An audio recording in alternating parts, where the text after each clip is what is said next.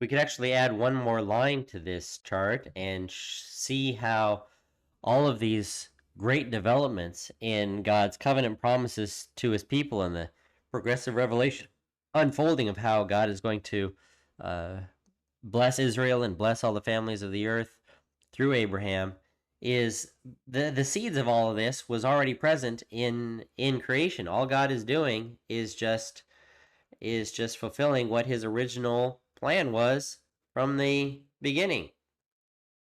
So, for the benefit of all of the nations, all the families of the earth, well, the original creation mandate was fill the earth. It was global. That was the whole plan: is take the boundaries of Eden and start cultivating, start spreading out, reproduce, multiply.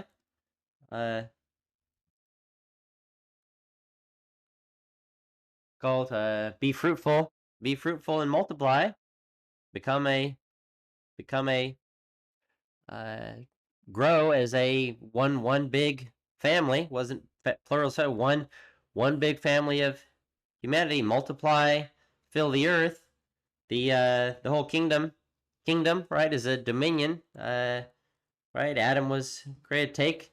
Take dominion of what? The birds and the fish and the animals that creep along the ground forever.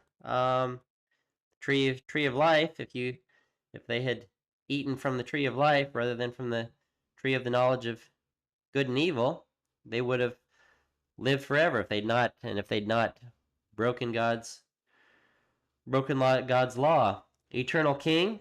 Is there a king? There's a communion. There's taking dominion. Who was it to take dominion? It was the man and the woman. There's potentially two layers of kingship in creation. There's the humanity, man and woman together. Humanity ruling over the creatures. So on that level, all humans were made to be kings, and probably on some level, Adam in particular would have been so humans would have been the kings over the world, and Adam would have been as the representative head, right? We saw the Son of Man is a representative of the holy ones of the Most High.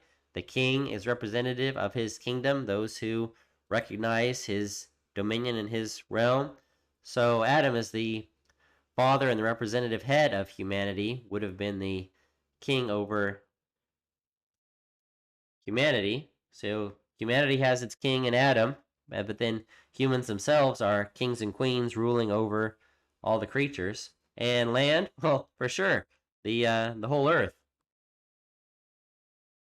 So we have all of these ingredients in their incipient seed form in Genesis 1 and 2, and everything that God is going to great lengths to bring about through his plan, through Abraham, through the nation of Israel, through the Davidic line, and even in exile, having to fix everything that got broken after the 666 downfall of Solomon.